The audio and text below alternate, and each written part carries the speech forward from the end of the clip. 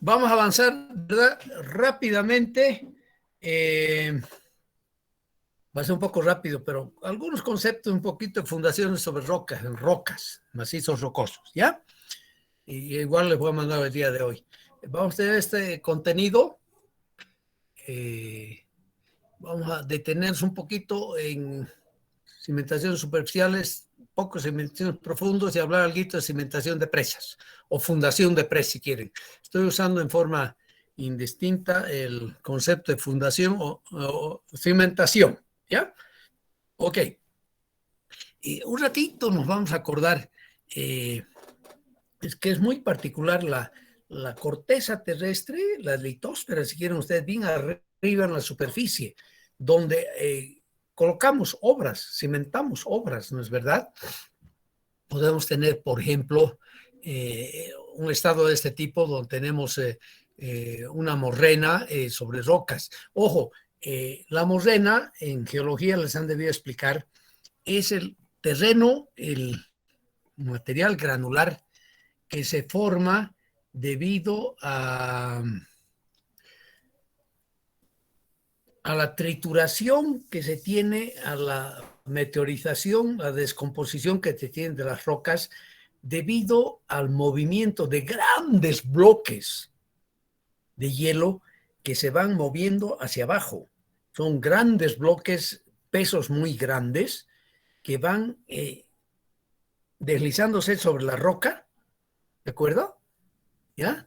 Y van triturando, destrozando la roca como tal, y se forma un suelo morrénico. Ese es el suelo morrénico, que lo encontramos sobre todo en los valles que tienen una formación glacial como tal, ¿no? O sea, es una matriz de material fino, lima arcillosa, tiene arena, tiene grava y tiene diferentes tamaños de bolones, de clastos muy grandes. Esa es la morrena como tal. Ya vamos a tener una cosa así, o vamos a tener una roca totalmente alterada y con suelos residuales. Aquí tenemos el perfil típico de los suelos lateríticos, después saprolítico y la roca, y donde tenemos la escala de meteorización del 1 al 6 de la Sociedad de Mecánica de Rocas, ¿no? O podemos tener un suelo de este tipo con granito totalmente alterado, como tal, o suelos sobre fallas en rocas sedimentarias, ¿no? Son diferentes escenarios que vamos a poder tener, ¿no? En rocas kársticas, o sea, donde hay mucha caliza, sobre todo lo que pertenece a las formaciones que tenemos del Cenozoico, ¿no es verdad? Las formaciones cretácicas, sobre todo, donde se han formado las cavernas. Ustedes han estado seguro en Toro Toro, han visto, ahí se ve en forma tan hermosa la formación cretácica, ¿no? Que se tiene ahí de los 135, 150 millones de años hasta los 65 millones de años, que se van a descomponer y quedan suelos de este tipo residuales, son rellenados también con suelos recientes aluvionales, que son los suelos transportados, ¿no? O suelos transportados sobre rocas fracturadas, que es lo que tenemos acá, por ejemplo, el Valle de Cochabamba, si quieren ustedes, ¿no? Que es una fosa muy potente, ¿no? Que tiene hasta 800 metros de profundidad. Hay intercalaciones de suelos gruesos y de suelos finos. O sea, tenemos un montón de situaciones y para esto necesitamos, pues, la participación de un geólogo. No se olviden nunca, ¿no? El geólogo nos ayuda, nosotros no somos geólogos, ¿no? El geólogo tiene otra forma diferente de ver las naturalezas, ¿no? Viendo todas estas condiciones tan diversas que tenemos, donde tenemos que asentar una obra, colocar una obra, cualquier tipo de obra que sea, ¿no? Edificaciones, para viviendas, para negocios, para oficinas o hospitales, hoteles. Bueno, tenemos que tomar en cuenta todo esto, ¿no? Y vamos a siempre considerar esos tres principios básicos cuando hablamos de la cimentación de obras, sobre todo en roca, ¿no? Estamos hablando de roca, no estamos hablando de cimentaciones en suelos aluvionales cuaternarios, ¿no? Que ha sido parte de todo lo que han aprendido en la materia de fundaciones. Siempre vamos a evitar la trituración o deformaciones diferidas en macizos rocosos en la zona solicitada, en la zona donde vamos a tener cambios sustanciales en el estado de equilibrio, en un estado de esfuerzos como tal, ¿no? Vamos a evitar trituración. Y vamos a la vez controlar los asentamientos de la cimentación como tal, ¿no? Que van a ser las resultantes de las deformaciones elásticas e inelásticas, las llamaremos plásticas si quieren, del macizo rocoso. Tenemos que controlar siempre los asentamientos. Ojo, que este principio también es muy importante en las fundaciones tradicionales, en suelos granulares, en suelos cuaternarios, ¿no? Donde más de una vez, ojo, no se olviden nunca, que los asentamientos son los que condicionan prácticamente el esfuerzo o la capacidad admisible del terreno.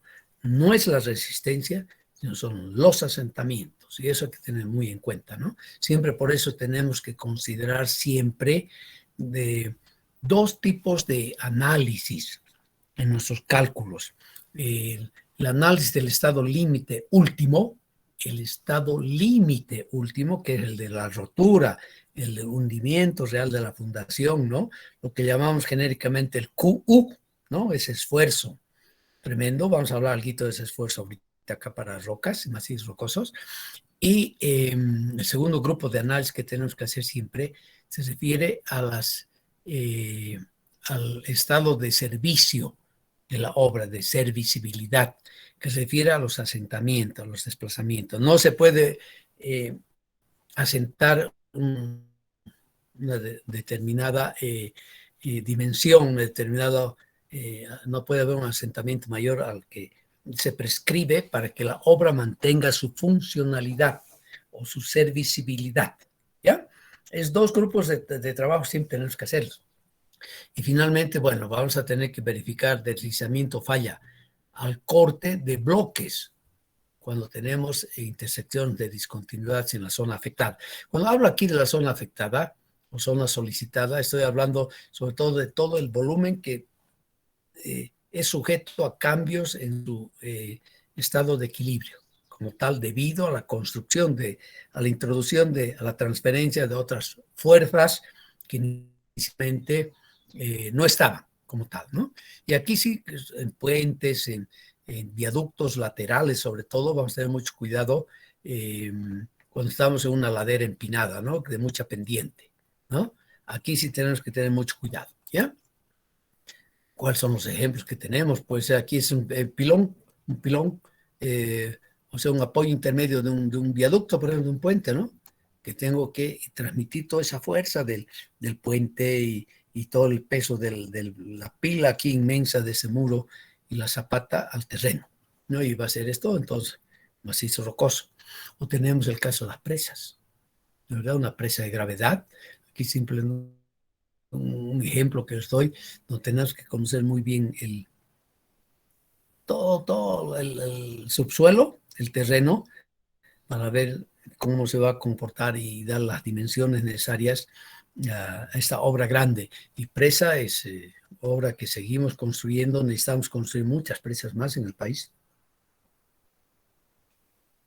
O sea que vayan preparándose.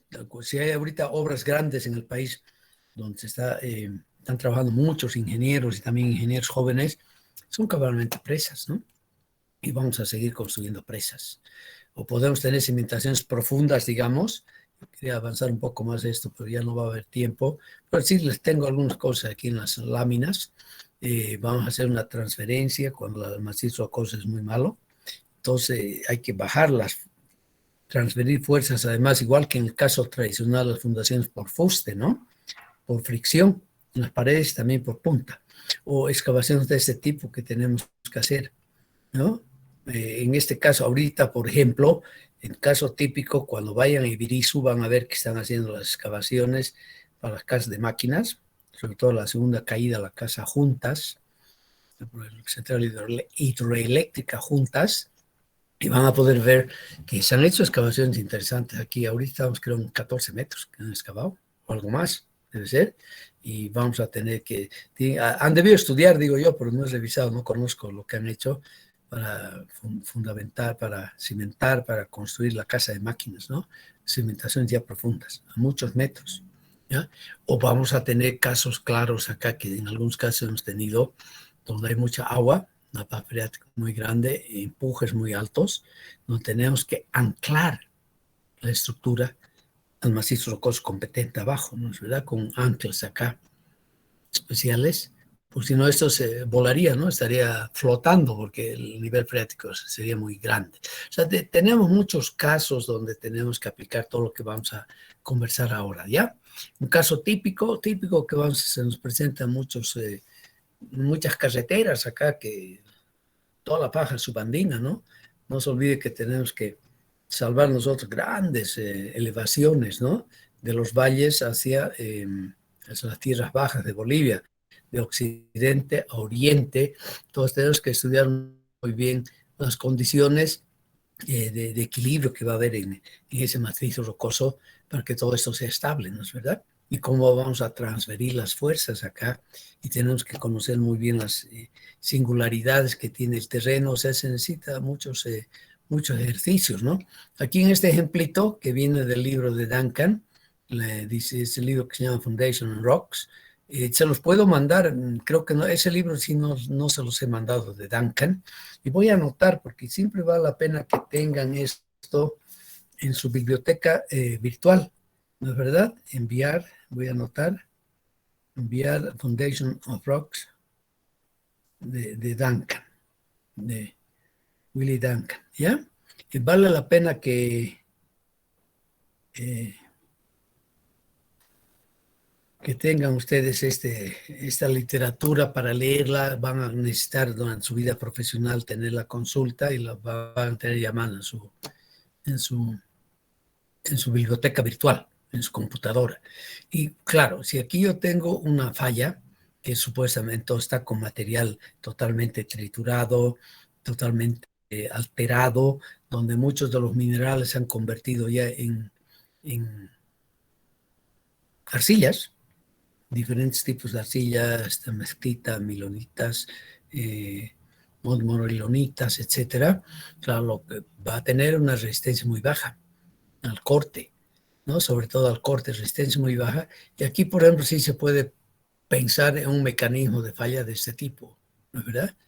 Porque no se olviden, siempre tenemos que imaginarnos modos de falla para poder aplicar todo lo que hemos aprendido de los estados límites últimos. Si no tengo el modelito de falla, difícilmente voy a poder hacer algunas apreciaciones y algunos cálculos sobre la seguridad que me ofrece esa construcción. O sea, modos de falla es importante definir. En ese caso, por ejemplo, este sería el modo de falla. Y muy probable, porque, lógico, si va a haber planos de deslizamiento, el plano de deslizamiento va a ser a través del material que tenga menor resistencia, ¿no es verdad? Y materiales que tengan mayor resistencia como estos, ¿ok?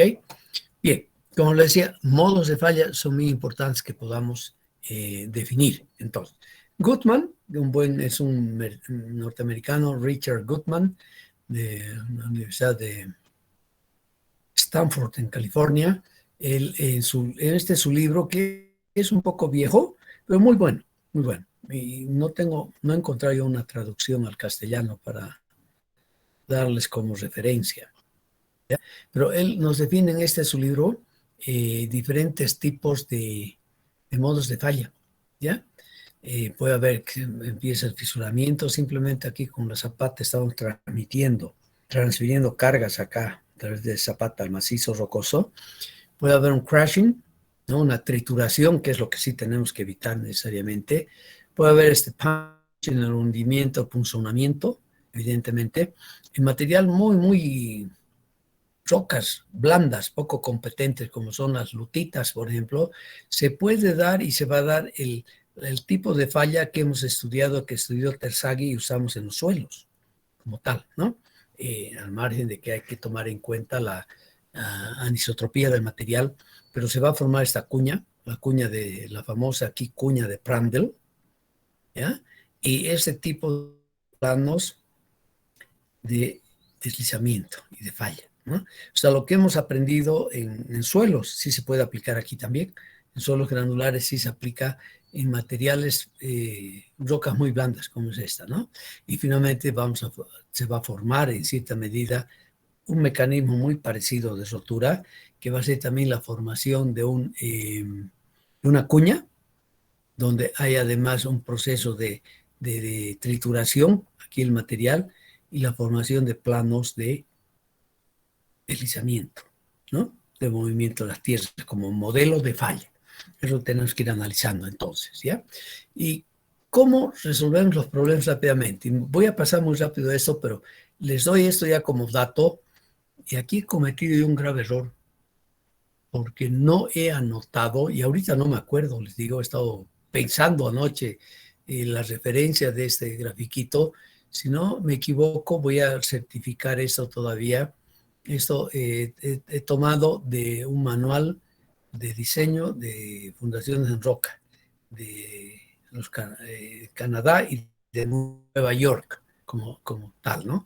Donde de hecho ya para resolver el problema a los ingenieros eh, ofrecen rangos de valores de la capacidad de soporte admisible, ¿ya? Esa figurita ya está un poco más moderna porque está en unidades ya del sistema universal de dimensiones, está en megapascales en este caso. Ojo, fíjense ustedes, cuando hablamos de suelos cuaternarios siempre estamos hablando de kilopascales, ¿no? Como los esfuerzos de resistencia, etcétera, kilopascales. En suelo no llegamos a más.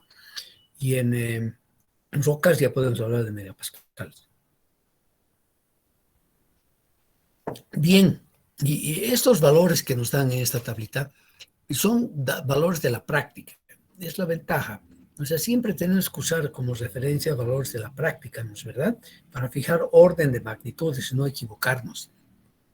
Esas son diferentes tipos de rocas. Bueno, está en inglés. En su diccionario, en su celular tienen o en su computadora tienen la forma de traducir violentamente ustedes cualquier palabra de un idioma a otro, ¿no?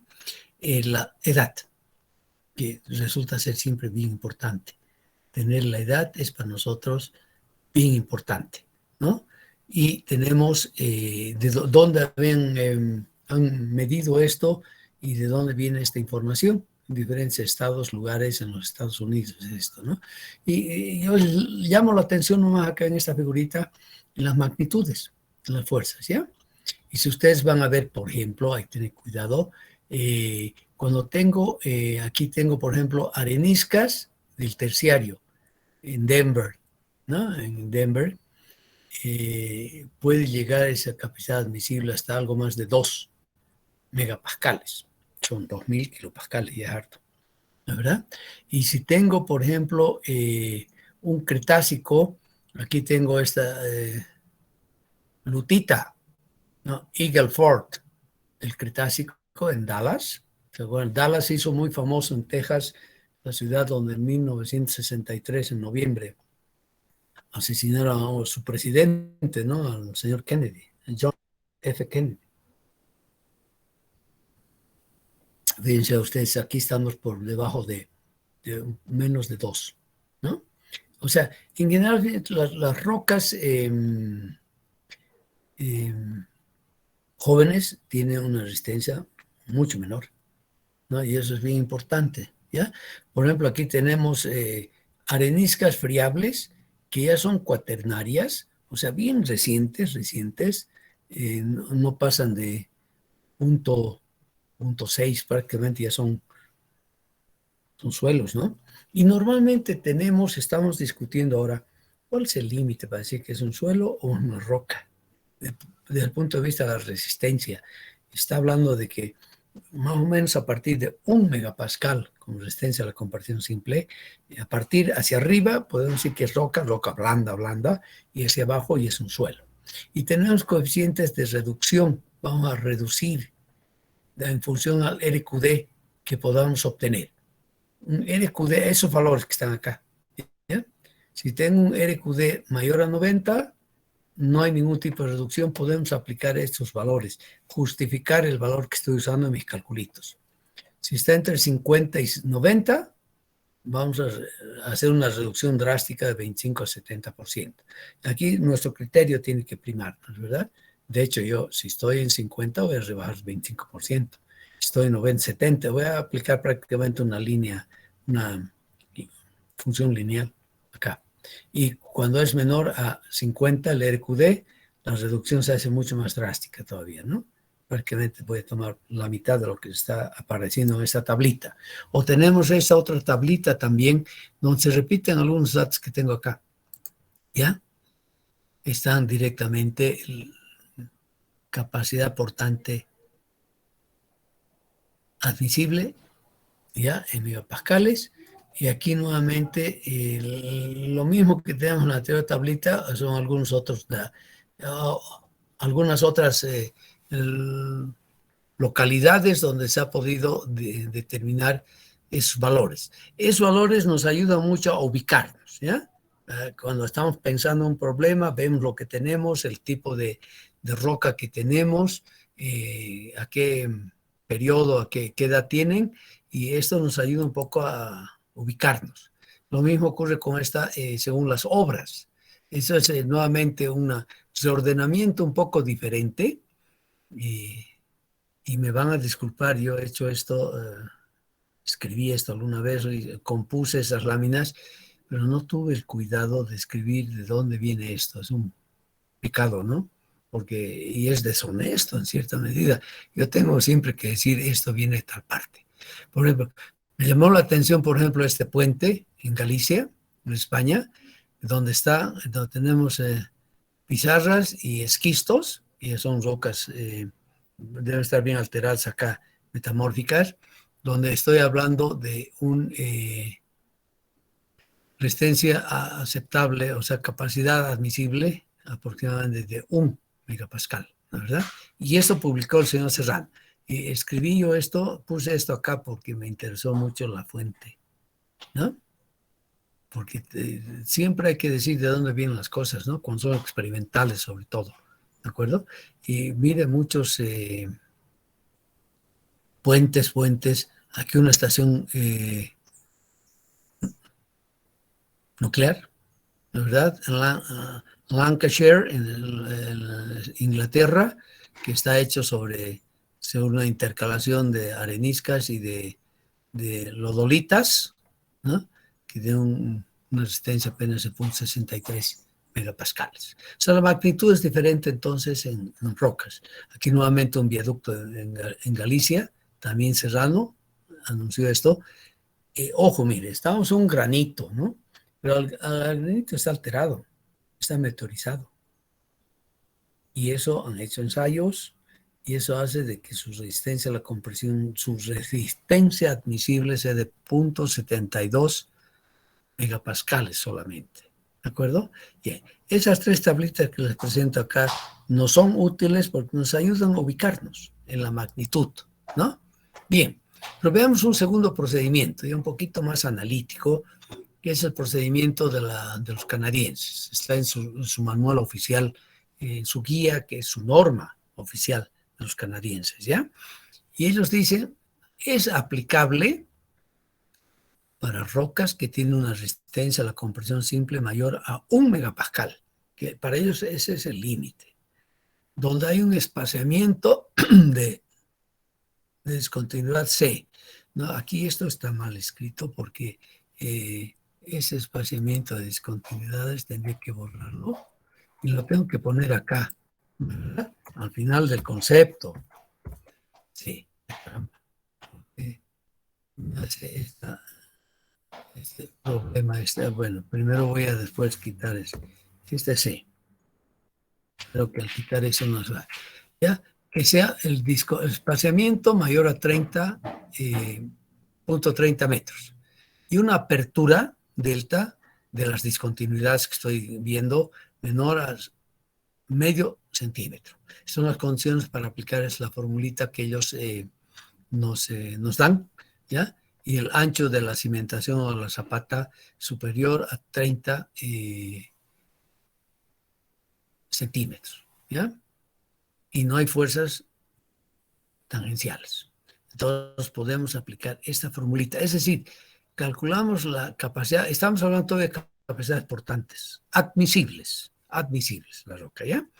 Va a ser una fracción, pues, de la resistencia a la compresión simple de la roca intacta por este coeficiente KSP, que enseguida lo definimos acá, el KSP.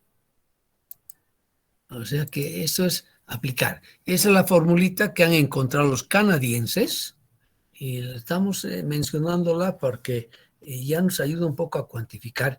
Y lo principal de esta formulita es que nos dicen la resistencia admisible, la capacidad portante admisible, perdón, es una fracción de la resistencia a la compresión simple de la roca intacta. Y este coeficiente, que va a depender de los factores que estamos indicando acá.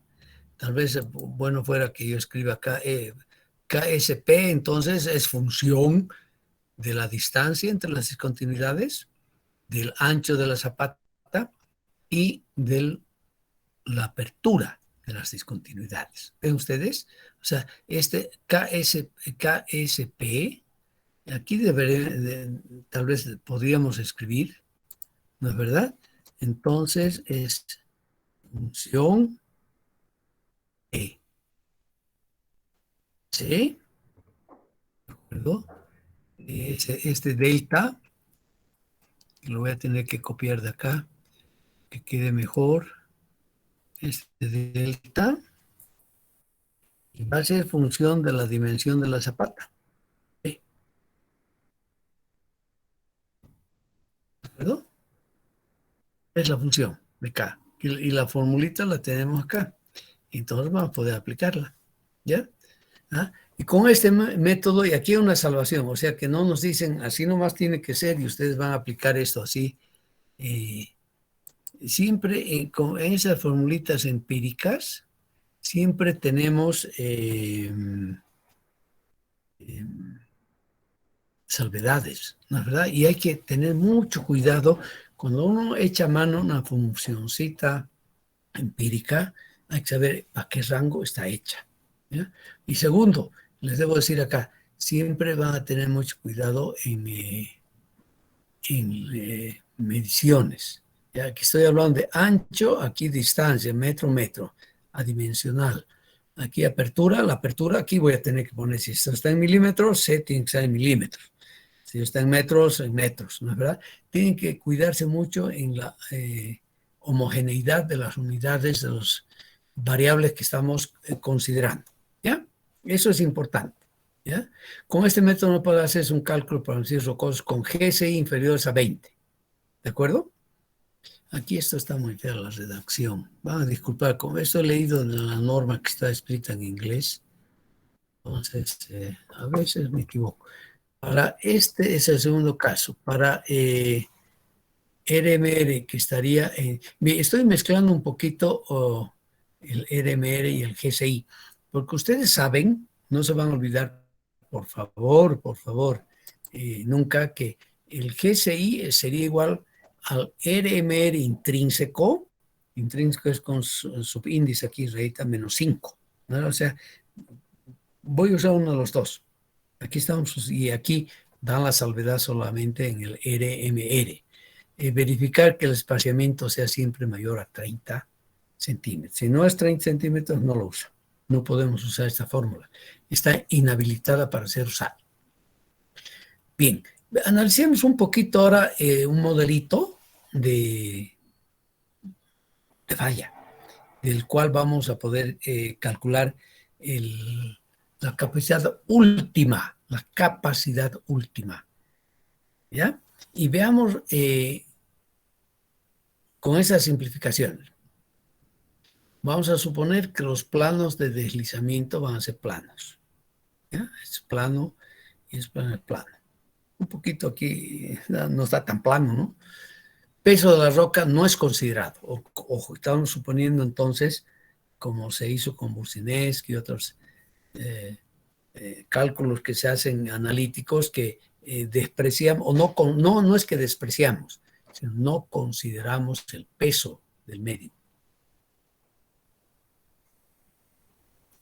Y finalmente vamos a hacer la simplificación o la hipótesis de que en el plano vertical no tenemos esfuerzos de corte. ¿Ya? Para resolver el problema. ¿Qué es lo que estamos buscando? Vamos a buscar el valor máximo de este esfuerzo aquí, vertical, que va a ser Q, que es igual a sigma 1, sigma 1A, del bloque A, si quieren ustedes. Es lo que estoy buscando. ¿Ya? Queremos expresar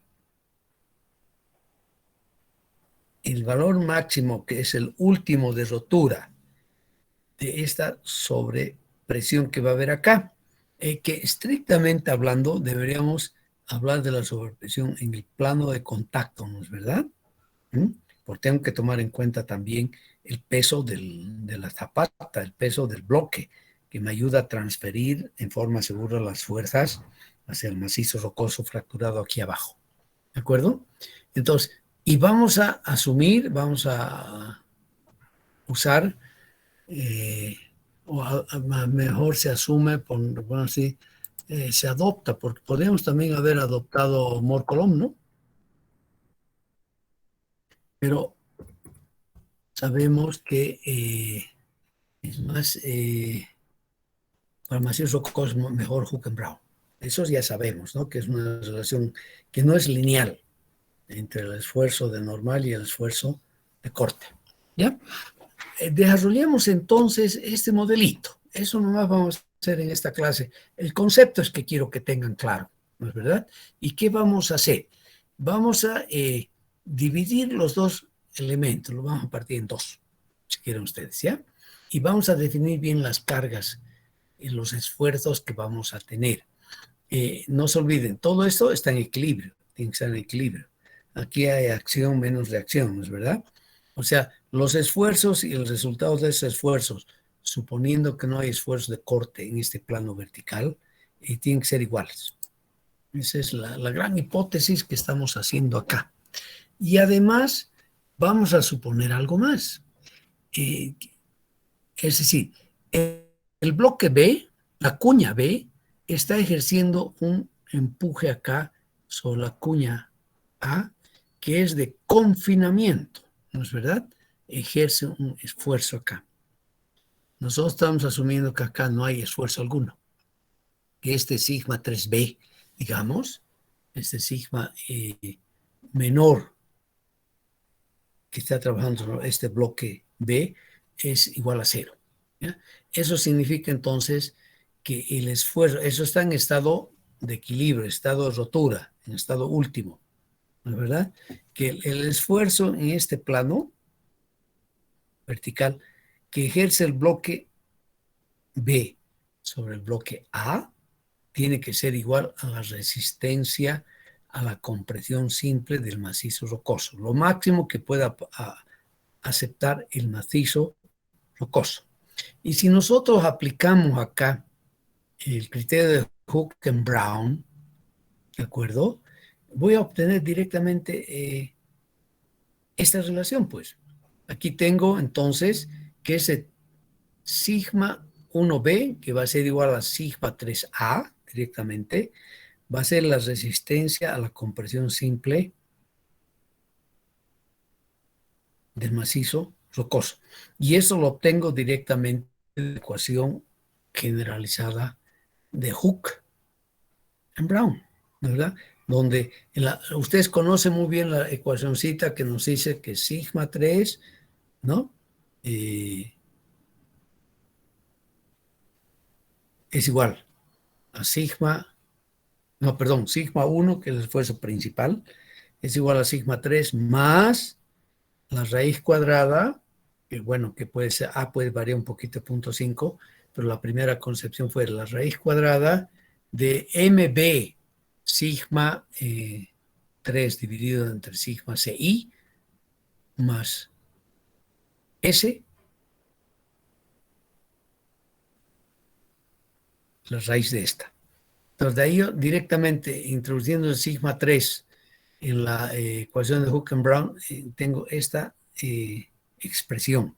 Y resulta evidentemente que para macizos rocosos, la resistencia del macizo rocoso, la resistencia a la compresión, ¿no es verdad? Del macizo rocoso, simplemente la raíz cuadrada de S por la resistencia a la compresión simple de la roca intacta al cuadrado, directamente, al cuadrado, ¿ya? Y vamos a agarrar, bueno, aquí de hecho ya he escrito otra vez el sigma, el HB generalizado, es que es esta formulita, ¿no es verdad? Bien, y nosotros estamos diciendo de que el sigma 3 acá, este esfuerzo de confinamiento, es la hipótesis que hacemos, es igual a la resistencia a la compresión simple del macizo rocoso. O sea, es el efecto que tiene la cuña esta B sobre la cuña A, que la confina, está confinándola. Y al confinarla, evidentemente, se incrementa también el valor que va a corresponder a este sigma 1A del bloque, la cuña A, como tal, que va a ser igual a la capacidad portante de rotura, a la QU, a la capacidad portante de rotura. O sea, aquí directamente entonces aplicamos Hooke e introducimos directamente lo que acabamos de encontrar aquí, ¿no es verdad? Ahora lo que voy a hacer un ratito, no sé, para que esté un poquito más fácil eso, que recién me he ido dando cuenta, me va a disculpar ustedes, uno siempre aprende un poco más, que hay que enumerar las ecuacioncitas para decir yo meto uno, meto en dos y así sucesivamente, ¿no? Entonces eh, se entiende más. Y esta sería, voy a llamarla a no ve, aquí ya, no, aquí puedo poner aquí la ecuación 2, ¿no?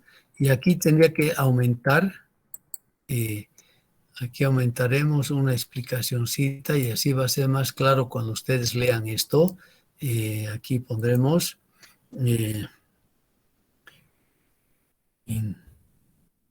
inducir 1 en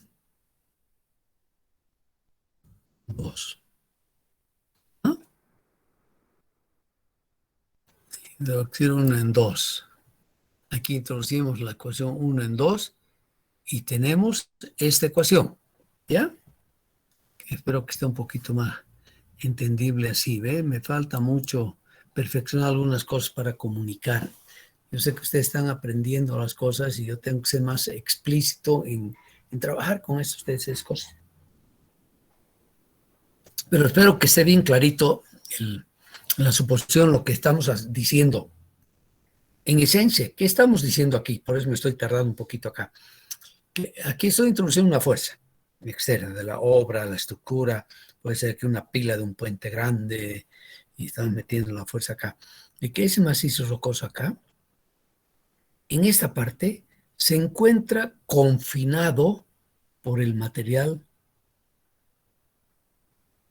inmediatamente en el alrededor, ¿no? De la zona donde está directamente la fundación. Hay un confinamiento. Lo que hemos hecho y estamos asumiendo entonces que ese esfuerzo de confinamiento acá, ¿ya? Corresponde también a un estado de equilibrio último de rotura del bloque de la cuña B. Y donde tengo, evidentemente, estoy hablando de la superficie, enseguida vamos a tomar en cuenta además que esto está enterrado, ¿no? Que este sigma 1b es diferente a cero. Caso 1 es sigma 1b igual a cero, ¿ya? Y tal vez tendría que mejorar eso. Y espero que esté claro. Es el caso 1 es eso, ¿no? Ay, caramba. No sé si aquí esto, voy a copiar esto para que esté más claro para ustedes. Donde he puesto aquí caso 1, pondré eso, ¿no? Sigma, será un poco chiquitito, lo haremos un poquito más grande para que se lea mejor. Ya, ese es el caso 1 entonces que vamos a ver. ¿Ya? Así creo, ¿no? Ese es el caso 1. Ahora sí creo que está mejor. Y bien, hemos hecho el análisis, es el confinamiento, y encontramos que ese confinamiento es igual a la resistencia a la compresión simple del macizo rocoso, que expresado con Hooke and Brown es esta raíz, simplemente, ¿ya? O sea, el A inicial que tenemos inicialmente, cuando esa es la expresión que se hizo en los años 80 hasta principios de los 90 del Hooke generalizado, y después fue modificado ligeramente esto, introducido coeficiente de perturbación, ¿se acuerdan? Del D, y aquí aparece entonces ya no un medio, sino A, y ese A está aproximadamente igual a 0.5, o sea, se mantiene, es válida esta raíz cuadrada. Ok, introducir 1 en 2, se tiene esa expresión, y aquí está nuestra hipótesis importante, ¿no? Decimos siendo, esto que sea nomás minúsculas, siendo sigma 1, y aquí me ha faltado algo, tendría que ser este sigma 1, de acuerdo a la figurita, hemos puesto, permítame un ratito para que esté más comprensible todo esto, sigma 1A, habíamos llamado, siendo sigma 1, sigma 1A, igual a Q, es lo que definimos entonces la capacidad última portante. Entonces aquí tengo directamente QA, que es la capacidad portante última de la roca, ¿de acuerdo? Y si nosotros finalmente calculamos además el Q admisible, ¿ya? Mira, aquí he hecho ¿sabe qué? Me va a disculpar, pero ahorita para que sea un poquito más, cuadre un poquito más esto, si bien esto viene de la norma de los canadienses, pero aquí vale la pena que ponga este ¿ya? Que es la capacidad admisible. Así va a estar un poquito mejor. Ya. Entonces tengo esto. Y encontramos entonces, y finalmente introduzco en un método determinístico, evidentemente, un factor de seguridad que vamos a adoptar nuevamente un 3. Aunque enseguida hablamos un poquito de eso. Entonces obtengo directamente para mis calculitos el Q admisible como tal, que me va a ayudar a calcular también deformaciones, asentamientos, ¿de acuerdo? O sea, fíjense ustedes entonces, haciendo las hipótesis que hemos hecho, el modelito simplificado que hemos hecho, que es el modelo de rotura, si quieren ustedes, donde se forma aquí la cuña y tenemos planos de deslizamiento que se van a dar entonces en el macizo rocoso, ¿no? Suponiendo además que tenemos esos tipos de rotura de la zona A y la zona B, ¿no? Encontramos una expresión ya sea de QU, que es esta, porque aquí debería poner sigma 1A también. Espero que no, ya eso ya no vale la pena que siga cambiando estas fórmulas acá. Pero está en función entonces de las características del macizo rocoso, ¿no es verdad? Porque tengo el esfuerzo de la compresión simple de la roca intacta, sigma CI, está muy bien. Tengo el MB, que es una función del MI y del GCI, ¿no? Y ahora modernamente además del D, que es el coeficiente de perturbación como tal, ¿no es verdad? Y del S, que es ese factorcito que es también función del GCI, que es el número de fraccionamiento, de fracturamiento que tiene el macizo rocoso. Son valores que calculamos directamente, los calculamos además directamente con el programita RockLab que ya tenemos a mano, ¿no? O lo hacemos a mano con la maquinita de calcular que tenemos en el escritorio, o usamos el pequeño, el programa que tenemos, ¿no? El algoritmo que está disponible, ustedes lo tienen y lo saben usar. Una pregunta quiero hacerles, por favor. ¿Les mandó el link, Micaela, para el Unwedge, el S-Wedge y el Face? ¿Ya les mandó? ¿Quién me avisa? Creo que no, Doc. Ay, Todavía caramba. sí, creo que no mandó. Bueno, hoy día sí me comprometo, voy a pelearla a que ustedes tengan eso y puedan instalar el programita en su computadora y puedan jugar un poco. Son programas bien bonitos y sencillos también, que vale la pena que los tengan, ¿ya? Programas. Yo les he prometido 3 programitas más. El S-Wedge para cuñas superficiales, el Unwedge para cuñas en túneles, en obras subterráneas, y el Face 2D, ¿ya? Que vamos a ver cualquier rato, un ratito también con Micaela o tal vez con el ingeniero Frías, también conmigo, ¿ya? Con eso ya estaría más, un poco ya contento que tengan todas esas herramientas, ¿no? Porque el ingeniero tiene que tener también su baúl, su cajita de herramientas, ¿no? ¿Verdad que es necesario? Espero que estoy tratando de ser lo más explícito posible para que ustedes sepan de dónde vienen las cosas. El ingeniero tiene que saber de dónde vienen las cosas y para saber a dónde van, ¿no es verdad? Es muy importante eso, que estamos siempre conscientes. Entonces aquí tengo ya una formulita que va a ser esta de hecho ya es de diseño y es también, ¿no?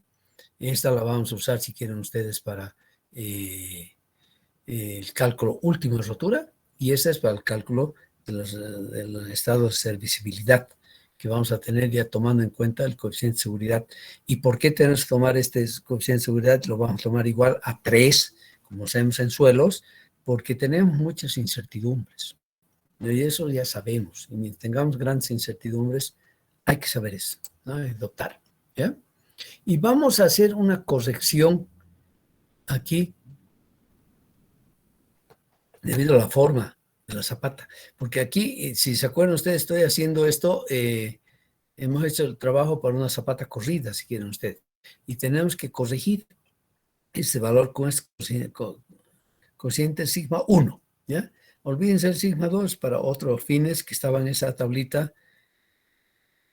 Tal vez valdría la pena que tal vez, si sabe qué, para no confundirlos, ¿qué le parece si yo borro esto? Porque el C1 no aparece ahí. No vale la pena que lo tenga. Sí, C1 nomás vamos a poner. ¿Ya? Ahora, así vamos a estar más tranquilos. Y esto lo voy a achicar un poquito, esta línea. San, está mejor. ¿Ya?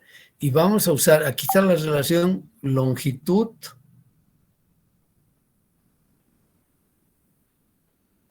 ancho, la zapata. Y cuando es cuadrado o circular, cuando es cuadrada, voy a tener 1,25 y no, aquí esto está mal, pues. Simplemente aquí es cuadrada y para circular tengo eso.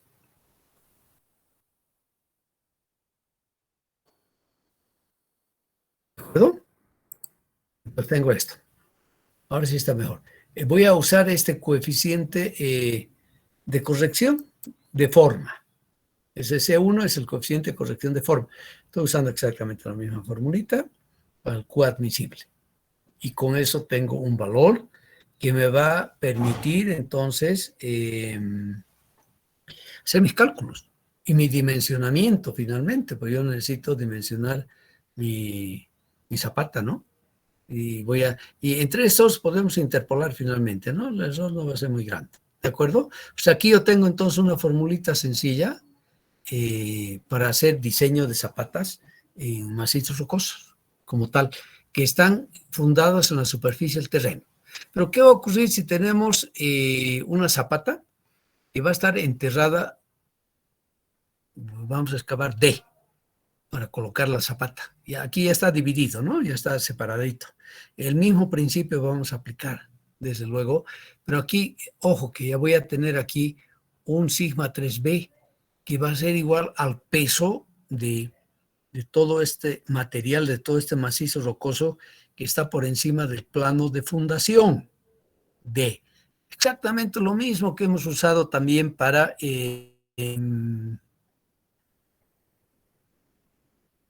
suelos granulares, ¿no es verdad? hemos hablado tanto, ustedes, bueno, han visto la clase de fundaciones, ¿no? Y juega un rol muy importante saber dónde estamos cuando usamos el Terzaghi o usamos Meyerhoff. Es bien importante dónde estamos, la profundidad, porque eso aporta sustantivamente a la capacidad portante. Aquí también. O sea, es estamos hablando de fundaciones, pues, en transferir fuerzas, ¿no? O estamos tratando de transferir esta sigma 1A al terreno. Claro, aquí el esfuerzo sigma 1B va a ser diferente, se va a incrementar por la presencia de ese esfuerzo. Está en estado límite último también, o sea, donde se tiene que cumplir el criterio de Hook-and-Brown. Y si se tiene que cumplir el criterio de Hook-and-Brown, entonces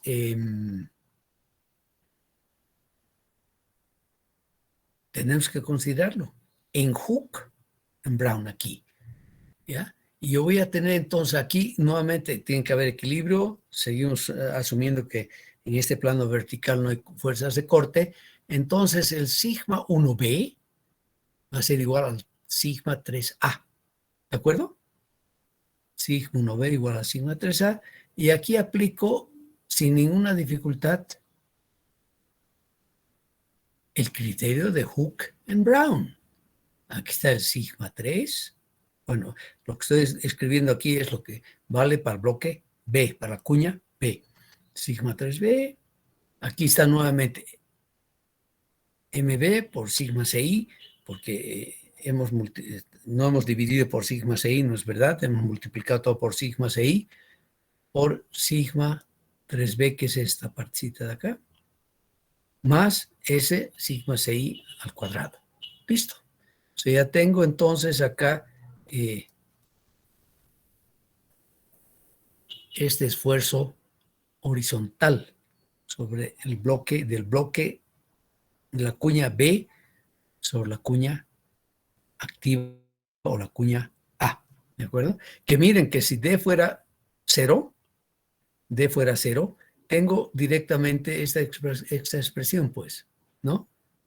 Que el sigma 3A, o sea, es directamente igual a la resistencia a la compresión simple del macizo rocoso, que es igual a la raíz de S por sigma CI al cuadrado. Directamente podemos sacar. Y vamos a reemplazar entonces valores, ¿de acuerdo? Voy a reemplazarlos acá, ¿ya? Y voy a reemplazarlos, aquí aplico otra vez Brown directamente para encontrar sigma 1A, que es lo que sí me interesa, ¿no? Que es el QU como tal, ¿no? Y tengo esta expresión igualita a la que teníamos anteriormente, ya con coeficiente de corrección, donde simplemente tengo que introducir en esta fórmula el sigma 1B que acabamos de encontrar, aplicando Hook. Con otras palabras, estamos aplicando dos veces Hook and Brown, ¿no es verdad? Uno que es para el bloque, la cuña pasiva, donde el esfuerzo mayor está aquí en la vertical, que es el que se ejerce como confinamiento sobre la cuña activa, sobre la cuña A, y la sobrecarga que tenemos. Eso es todo. Ahí estamos aplicando una vez Hook and Brown.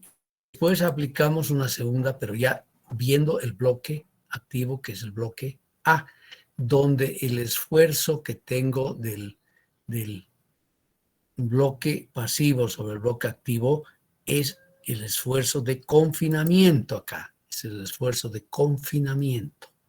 Lo que la fórmula genérica se habla del sigma 3, ¿no es verdad? ¿Ya? Ok. Es lo que tenemos acá y voy a obtener entonces, voy a aplicar, hacer lo mismo que hemos hecho para el caso 2. O sea, estamos hablando aquí del caso 2. Y para poner aquí caso 2, para que esté clarito para ustedes, los dos casos son los que vamos a usar. Aquí, para que esté más clarito. Caso 2, pondré aquí, ¿cómo vamos a llamar?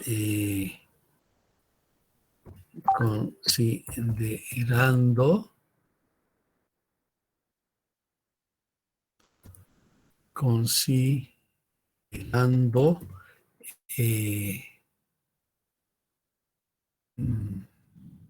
excavación. ¿De acuerdo? Estoy tratando simplemente de aclarar un poquito algunas cosas. Yo les quiero pedir que lean un poco esto. Hoy día les tengo que mandar esto y que me avisen, pues, me digan, pucha, esto no entendí. Ya vamos a hacer una clasita extra, ¿les parece? Va a tener tiempo. Tenemos que definir dos cosas hoy día. Si hacemos el 29 o 30 el examen. Y dos, yo estoy con mucho gusto, estoy con ustedes para trabajar un poco, hacer una clasecita de consultas y voy a hacer algún ejercicio con ustedes el día martes, digamos, ¿ya? O sea que tenemos que ponernos de acuerdo hoy día si el examen va a ser el 29 o va a ser el 30. El 30 es jueves, el miércoles 29. Yo propongo que sea el 30. Jueves 30, ¿está bien? Viernes 31, sábado 1. Sí, el jueves 30 vamos a hacer entonces examen. ¿Están de acuerdo, no? Sí, ingeniero. Buenos días, Entonces, ingeniero. ¿En qué horario sería? Disculpe. en la mañana temprano. Vamos a tratar de hacer un examen bastante corto, no va a ser tan extenso. El jueves 30 a las 8, ¿les parece? ¿Está bien? Sí, está bien, doctor. Inge, está perfecto, está bien. Listo, anótense ingeniero. entonces, Está bien, avísenle a la ingeniero. gente. Vamos a poner también el WhatsApp. Examen 2 el 30 a las 8 de la mañana. ¿Listo? ¿Ya? Yo les mando esto más hoy día también, porque va a haber un pequeño ejercicio de esto. Va a haber un ejercicio, mire, va a ser regalo de Navidad, pues. Estamos en Navidad, ¿no? ¿Verdad? Entonces van a tener su regalito. Y vamos a hacer un calculito usando una formulita así. ¿De acuerdo? Bien sencillito. Bien sencillito, donde sí tienen ustedes que encontrar si este MB y el S, ¿no? Y dato del problema va a ser el sigma CI, desde luego, ¿no? Así de sencillito. Vamos a hacer, ¿ya? Bien, hay un tercer método, vamos a analizarlo, ya no va a ser la deducción, pero Serrano y Olaya, que eran profesores, todavía creo que ya se jubiló Olaya también de la Politécnica de Madrid. Ellos propusieron esa formulita, con toda una deducción matemática, todo un análisis muy detallado que han hecho del estado elastoplástico del macizo rocoso, y nos dan estas formulitas. Mira, aquí hay que ser formuleros si quieren ustedes. Lo mismo aparece también en el CONSALS de Vallejo, ¿no? La ingeniería geológica, que lo tienen ustedes, ¿no? Donde se tiene que la capacidad admisible son función de estos componentes, ¿no? De estos componentes y un NB como tal, ¿de acuerdo? Y aquí están las expresiones, están muy claras, ¿no? Donde se está usando, evidentemente, en este caso, aquí están formulitas que se tienen adoptadas de otras investigaciones para el MB. El MB, de hecho, ya es el trabajo que hizo Huckenbraun en su época, ¿no? Que está introducida acá. Y este coeficiente de tenacidad, que lo llaman ellos, ¿ya? Que sí es teórico y es experimental. Vamos a usar el coeficiente de tenacidad. Y finalmente este factor que necesito acá para calcular mi esfuerzo, mi capacidad admisible, el N beta, ¿no? Que se lo saca entonces de esta gráfica como tal, ¿verdad? Donde tengo la carga externa normalizada en el contorno 1, este sigma, eso hay que tener cuidado, el sigma Z, etcétera, la tengo que definir muy bien, que no la veo aquí donde la he definido bien. Aquí está, lo que es la sigma, la carga externa normalizada en el contorno, ¿no? Que está definida acá, ¿ya? Y calculo este valor N beta, este N beta. Y con eso tengo los valores y la pendiente que voy a tomar, esta I2, la pendiente que vamos a adoptar para poder calcular nuestros esfuerzos, tomando en cuenta no solamente fuerzas verticales, sino también horizontales. Es el análisis que hace César. Aquí nos estamos convirtiendo un poco en formuleros, les debo reconocer. Y sería muy lindo que podamos trabajar para llegar a estas ecuaciones y seguir el pensamiento, la línea de análisis y pensamiento que han seguido los dos españoles, ¿no? Pero aquí está el I2, o sea que esa formulita de Serrano Olaya la usamos en la práctica cuando tengo también fuerzas horizontales interesantes, ¿no? Tengo que tomarlas en cuenta. Y las tomo en cuenta aquí. Fíjense, y varía fuerte este factor, de acuerdo a las fuerzas horizontales. Vamos a usar este abaquito que está publicado en Vallejos también, ¿ya? Y para las rocas débiles, poco facturadas, tenemos además lo que nos propone Bell. Bell ha aplicado un método muy parecido al Terzaghi para suelos, como tal, donde ustedes pueden reconocer muy bien, tiene tres componentes, ¿no? Tres componentes, ¿no? El componente de la cohesión, el componente de la sobrecarga, ¿no? Perdón, es el componente de la sobrecarga, y aquí tengo un componente del peso propio del material, como tal.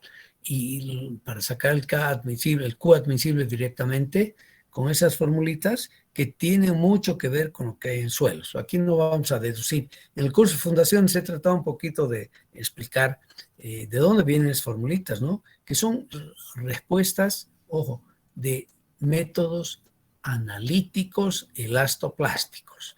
No es que a alguien se le ocurrió y escribió esa formulita, tienen toda una deducción matemática, por si acaso. Vamos a aplicar esas formulitas y aquí voy a tener dos coeficientes de corrección. Ay, caramba, ¿por qué no están acá? Uy, he borrado el C2 hace rato en una tabla arriba, ¿no? Antecitos de mandarles esto, voy a volver a colocar la tablita aquí después, para que tengan todos los elementos para poder usar la propuesta de este americano Bell como tal, ¿de acuerdo? Y tenemos condiciones para usar de todas maneras, ¿no? Hay que tener cuidado. La formulita de Bell, esas son las condiciones que vamos a tener donde usamos el criterio de rotura de Mohr-Coulomb. Ustedes han podido fijar acá porque tengo la cohesión, ¿no es verdad? ¿Ah? Directamente, y el ángulo de fricción del macizo rocoso. O sea, si usamos Hook and Brown, lo vamos a tener que linearizar para sacar C y Φ del macizo rocoso. Y se desprecia la cohesión entre las acciones. Son las hipótesis que nos da Bell para que podamos usar esa formulita con sus tres coeficientes, ¿no? Los tres coeficientes que están acá, para los cuales tenemos sus fórmulas, como tal. Y nos dice acá que D tiene que ser menor o igual a B, no más profundo. Listo. Y nos da una cimentación en ladera, además, con sus coeficientes respectivos. Esto vamos a dejar nomás esto por ahí, porque quiero, hay que acabar un poquito todo esto y vamos a hacer algún ejercicio el día martes. Y yo me comprometo a estar con ustedes un rato el día martes. Nos vamos a definir ahora la hora también. Ah, no, aquí está, aquí había puesto pues la tablita esa, decía de borrado C2, pero aquí ya la había puesto. Pero tal vez sería mejor que la ponga después de esta, ¿no? Para que sea más potable en la lectura y la tengan directamente. Esa tablita la tendría que poner acá. ¿Por qué la pongo acá? Porque aquí están estos C1 y C2 que voy a sacar de esa tabla. Lo único que tengo que corregir esto que no estaba bien en la otra tabla tampoco es esto, ¿no?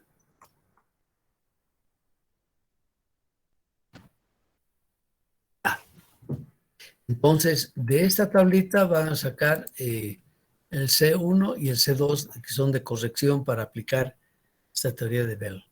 ¿De acuerdo? Muy bien. Y finalmente, veremos esto un poquito, que es el estado, si quieren ustedes, de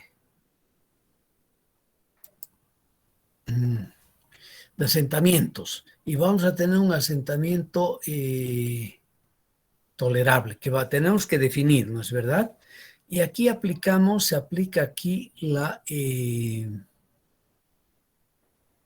resultado que se saca del el comportamiento elástico del terreno, en este caso el macizo rocoso. No tenemos simplemente, esa es la solución que tenemos no le he podido derivar yo tampoco, no he tenido tiempo para hacerlo en el curso de fundaciones, porque lleva harto tiempo, lamentablemente. Admitimos de que está muy bien. Entonces, el asentamiento lo vamos a calcular directamente. Aquí estamos de formuleros otra vez, muchachos. Vamos a tener que aceptar esa realidad por el momento, ¿no? Que tiene que ver entonces con una zapata corrida en sí de ancho B, el Q admisible que hemos calculado anteriormente, la pueden hacer con Hook and Brown, lo pueden hacer con Serrano Olaya, o se lo podemos hacer con Bell. Y siempre es bueno hacer los tres y comparar qué está saliendo, ¿no? Y la resistencia, el módulo de deformación del macizo rocoso, es importante, y vamos a usar para eso, por ejemplo, fórmulas. Todas son fórmulas empíricas, y hemos hablado mucho sobre eso, ¿no? No tenemos una fórmula analítica del módulo de deformación del macizo rocoso. El Poisson del macizo rocoso, para el cual vamos a usar la formulita de Wieniawski. Y este coeficiente de forma, este I, coeficiente de forma, ¿ya? Y yo no sé por qué he puesto aquí, aparece como una L, pero tiene que ser un I. No sé qué ha pasado aquí. I, está mejor. Es un I, ¿ya? Un I, coeficiente de forma. Nosotros usamos la formulita de Galera, por ejemplo, para expresar el módulo de deformación del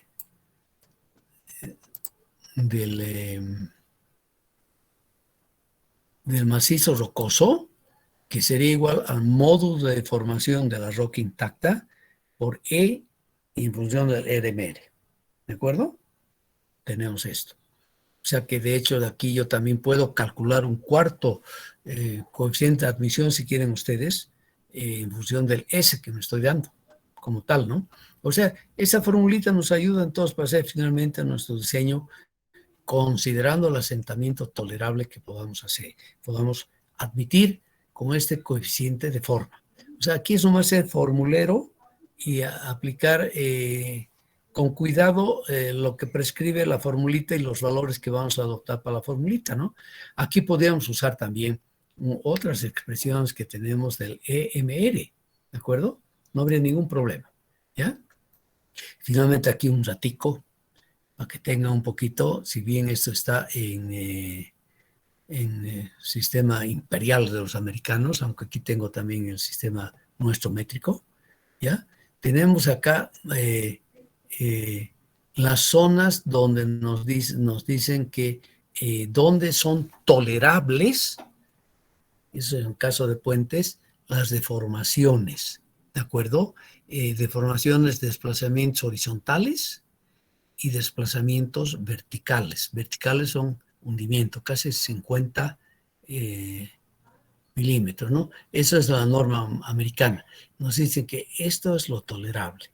Si la combinación de desplazamientos horizontales y verticales cae en otro cuadrante, digamos, que no sea este de los tolerables, aquí sí que nuestro diseño está mal. Es el control que hacemos, sobre todo para pilas en puentes y pilas que a veces son largas en viaductos que se hacen, ahora están haciendo viaductos con pilas de fácilmente 20, 30, 40 metros, ¿no?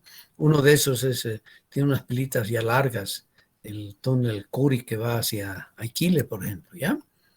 Y un recordatorio simplemente acá, les quiero mostrar el efecto de la anisotropía en lo que se refiere la distribución de los esfuerzos, los bulbos de distribución, como llamamos, de acuerdo a es el material, es anisótropo, de acuerdo a la posición de los planos de las discontinuidades.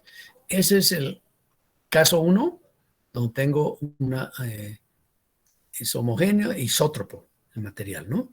Aquí el material no es homogéneo, es anisótropo, ¿ya? Y vamos a tener diferentes distribuciones de los esfuerzos. Ojo, normalmente aquí sabemos que el módulo de deformación, que va a tener mucho que ver también después con la distribución de los esfuerzos, ¿ya? Y la resistencia del material varía. Vamos a tener una resistencia principal paralela a los planos de estratificación en este caso y otra diferencia perpendicular a los planos de estratificación. Y eso me va a dar formas diferentes de los bulbos Son líneas de igual incremento de esfuerzos, por si acaso, ¿no? Eso hemos visto. Formas totalmente diferentes, como tal, ¿ya? Mire, esto ya viene de hace 50 años, ¿no? Y hay que seguir investigando, nos falta conocer mucho más sobre esto. Y finalmente voy a acabar esta partecita para hablar alguito, por lo menos tenemos que hablar una media horita de presas. Comparo aquí el método determinístico y el método semiprobabilístico. El método determinístico lo hemos usado hasta ahorita, ¿no es verdad? Es bien sencillito, no es nada más entonces que y aquí estoy usando lo que nos propone Bell, ¿no? Simplemente la resistencia, el QU último, va a ser igual simplemente a un coeficiente MB de los esfuerzos por sigma CI. Y aplico directamente todo esto, ¿ah? Sin ninguna dificultad, hasta encontrar el Q. Q actuante para mí es el admisible, si quieren ustedes, el actuante, ¿ya?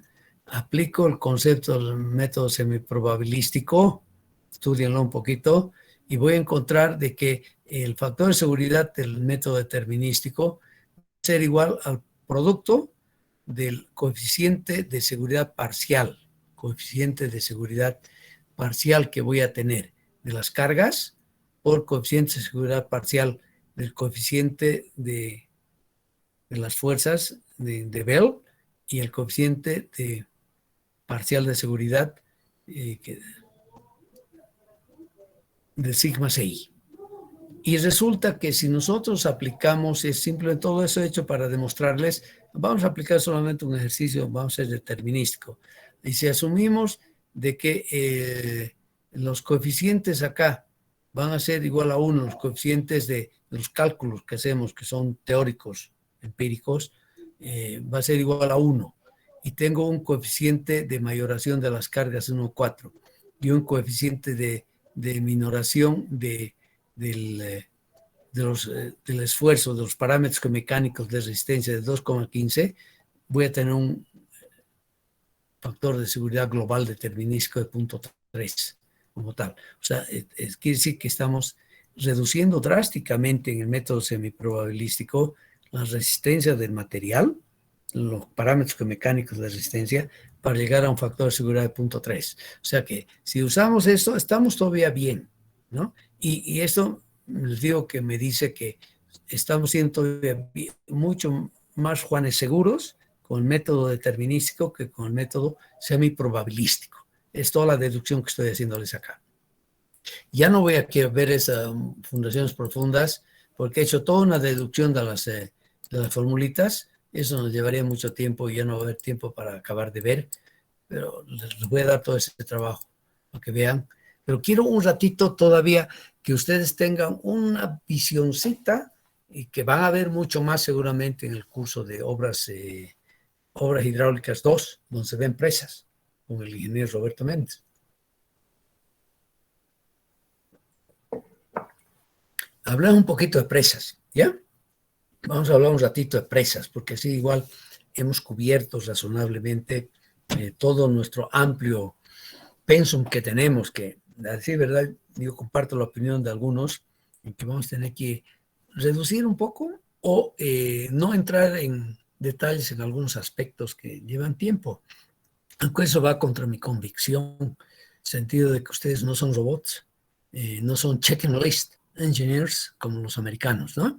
Que ustedes son ingenieros críticos, pensantes, que saben de dónde vienen las cosas, porque en el momento que usted sabe de dónde viene, va a poder definir muy bien a dónde va, ¿no es verdad? Y coloquialmente, si aplicamos ese adagio, este principio, precepto, tenemos que conocer bien nuestra historia, ¿no? Para saber de dónde venimos y por qué estamos donde estamos. Y cómo tenemos que introducir los correctores, las correcciones necesarias para que resolvamos realmente los problemas y no mantengamos la situación toda la vida irresuelta en el aspecto socioeconómico de la población, ¿no es verdad? En la ingeniería ocurre lo mismo. Hay que conocer de dónde vienen las cosas, ¿no? Sí podemos mejorar después, ¿ya? Para el año 2018, más o menos, es 2018, teníamos 138,000 grandes presas construidas en el mundo. 138,000. Ojo, una presa definimos como gran presa aquella obra que tiene una altura mayor a 15 metros o que tiene un embalse mayor a un millón de metros cúbicos, o sea, un hectómetro. Eso es la definición que se tiene mundialmente sobre una gran presa, ¿ya? Y eso propuso ya hace muchos años la Comisión Internacional de Grandes Presas y es aceptada prácticamente por todo el mundo, excepto nosotros ahorita en Bolivia, que estamos tratando de introducir una otra clasificación de presas. Yo digo, no es necesario. Si el mundo entero entiende lo que es una gran presa, que es algo mayor a 15 metros, mantengamos ese criterio, ¿no? Que sería muy bueno. Aquí estamos hablando de 30 a 35 metros para hablar de gran presa. Bueno, con dificultades, ¿no? Bien, pero fíjense lo que los chinos son los campeones. Ya estaban en el 2018 más o menos con 22,000 presas más o menos, ¿no? Ojo, miren el mérito de los chinos. En 1949, cuando finalmente hace su gran marcha Mao Zedong, controla todo el continente excepto Taiwán, donde se va el mariscal Chiang Kai-shek, el nacionalista, y se queda allá hasta el momento. Tenía la China alrededor de 50 presas. Un país tan grande, ¿no? Tienen que alimentar a tanta gente. Más de 1.400 millones de chinitos que tienen que comer todos los días y que tienen que alimentarse. Bueno, definitivamente los chinos empezaron a costar mucho su revolución cultural, ha sido muy, muy duro, muy difícil. Pero vean ahora dónde está la China, ¿no? ¿Dónde está la China? Que llegan a ser ya campeones en un montón de en la ciencia, han adelantado una inmensidad, tienen grandes institutos. Les decía al principio de la clase, en Wuhan tienen un laboratorio de geotecnia que da envidia, con ensayos, con celdas de triaxiales que tienen 1 metro de diámetro, 2 metros de alto, celdas triaxiales para hacer. Bueno, es una loquera. Han invertido mucho dinero, es un Estado pues que se maneja en forma diferente, aunque es un capitalismo de Estado ahora, ¿no? Para mí, capitalismo de Estado durísimo, un imperio tremendo, ¿no? Tremendo, que está fabricando de todo y en diferentes categorías, desde excelente, que cumplen todas las normas más estrictas de países desarrollados, hasta productos que no sirven para nada, que es lo que nos mandan y nos venden, ¿no? Lo que contrabandeamos en Bolivia son productos de tercera y cuarta para los chinos. Los chinos saben y fabrican expresamente para este tipo de mercados como el boliviano, ¿no? Nos mandan basura normalmente. Y están conscientes de eso, pero dicen, bueno, es producto 3 y 4. Me hablaba un señor que estuvo hace poco en la China, que es del gobierno actual, y decía, increíble, los chinos la tienen clara, ¿no? Producto A y B, dicen, es caro. Producto C y B es barato para Bolivia. Así es que le decían, ¿no? ¿Qué quiere? Le preguntaba. Fue una persona que está trabajando en el gobierno central, que fue a la China y me dice, es impresionante los chinos. Bueno, los chinos capitaneando. Pues el Asia, y fíjense ustedes cómo van bajando, bajando. Sudamérica no tenemos tantas presas, ¿no? Altas, estamos hablando así. Y se llevan la parte de León, Brasil, Argentina y Colombia, ¿no? Nosotros tenemos también unas presitas ya de grandes presas, ¿no? La más grande, Misicún, de 120 metros. La segunda va a ser Ibirizo, Huencas, con 124, 25 metros, ¿no? Y si vemos esto, miren, tantas presas que se siguen haciendo presas, ¿no es verdad? Vemos, y es un dato que recientemente nos los dio un colega en una conferencia, tenemos de todas maneras una probabilidad promedio de falla que es grande, ¿no? De 1,4 por 10 a la menos 4. Nos decía, mire, estamos ahorita aquí, esto refleja, bueno, no tenemos datos del 2021, pero es 2019, 20 era, pero estamos tremendamente, hay que preocuparse porque significa que tenemos 9 presas que de año la falla de 19 presas al año en el mundo. Y de hecho, los últimos 3, 4 años aquí hemos tenido clarito una falla catastrófica, una presa en Villamontes. Por suerte ha sido reparada muy bien, no se la perdió totalmente, es una suerte. Y la presa aquí que tenía, no falló estructuralmente, sino funcionalmente su fundación, la presa del Salto en Aquile, también hemos resuelto, ¿no? O sea, hay que tomar en cuenta que hay que hacer mucho análisis entonces para tener las presas como tal. Les voy a mostrar aquí un poquito para que vean la importancia de la geotecnia y cómo falló esta presa que es mundialmente conocida y sigue estudiándose, siguen, la gente visita las ruinas, aquí están las ruinas. Esa fue la presa que se tenía, que se llama de Malpasat, en francés se llama Malpasat, el paso malo, ¿no? El paso feo, condiciones bien difíciles, aunque las condiciones geológicas no eran malas, pero faltó estudiar más. Esto fue construido en la década de los 50 del siglo pasado, tardó varios años en construirse, pero finalmente hasta el 54, 55, después hubo problemas, al final era para riegos. Se empezó a llenar y en diciembre, mire, ahorita ya son 40, 60 y 61, 62 años, ¿no? Ya está casi por llenarse la presa y falló. Falló y se fue todo hacia afuera y destrozó todo lo que había por aguas abajo.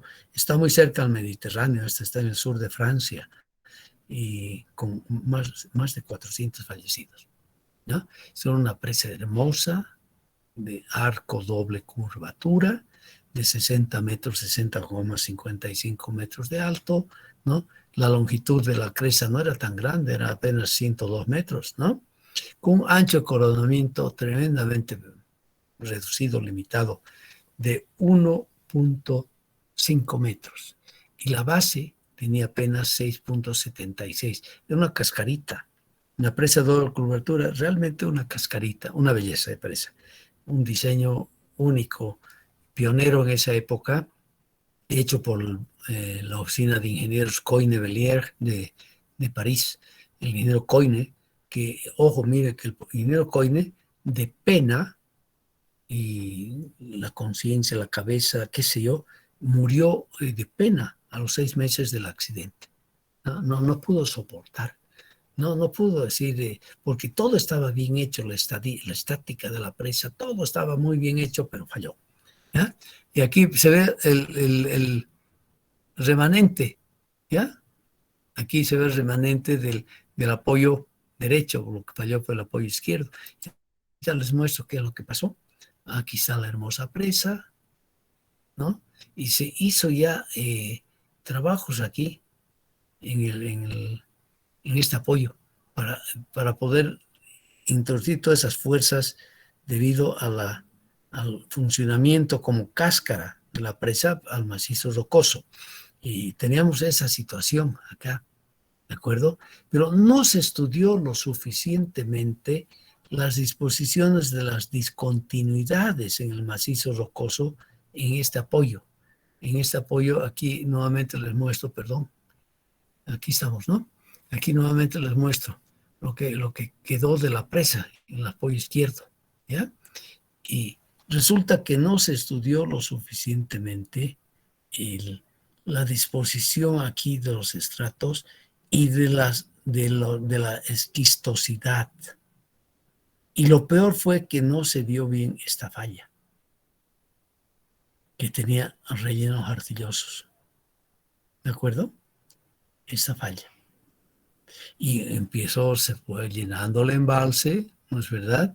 Y empezó, claro, el agua fue empezando a penetrar aquí. Estos son esquistos genésicos, gneiss. Ustedes saben, el gneiss viene, entre otros, de la formación, de la transformación de las rocas, de los granitos, ¿no? Mire.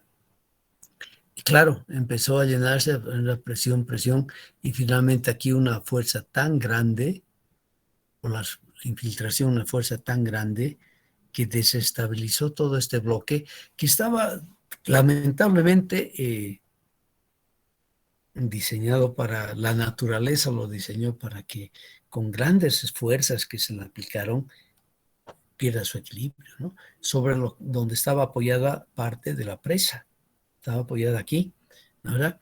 Mire, esa es la conjunción, la presencia de esta falla que se tuvo acá por una parte, ¿ya?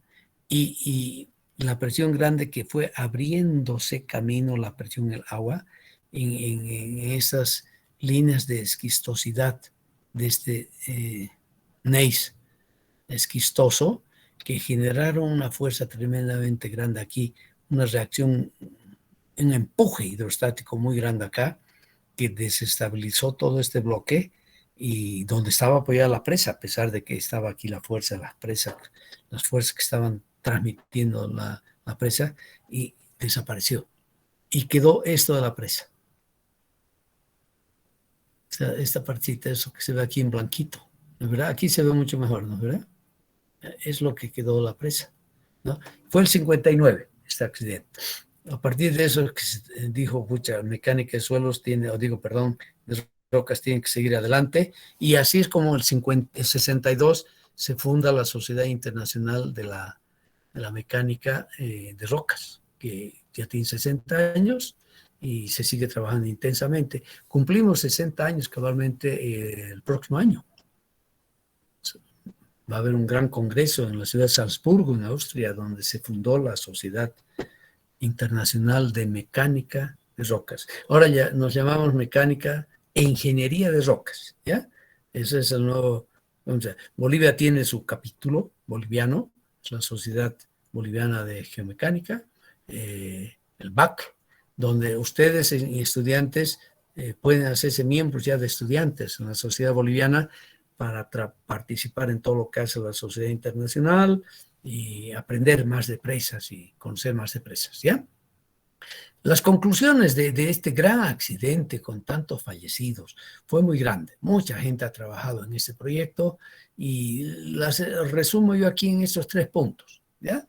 Que es el mensaje que quiero darles, que tenemos que tener mucho cuidado cuando hacemos presas. Claro que esta es una presa en Arco, tenemos una hermosa presa en San Jacinto, en Tarija, acabo de verlo el día de ayer, que está funcionando bien, pero mal manejada, mal, sin atención, pero está ahí una hermosa presa de en Arco, y la primera presa en Arco la tenemos en Lupilupi, que se hizo a principios del siglo pasado en Bolivia para la industria minera, ¿no? Una hermosa presa de 70 metros de alto, en un cañadón. Está totalmente inhabilitada, está prácticamente en escombros, gran parte de la obra está ahí. El lindo fuera poder rehabilitarla, ¿no?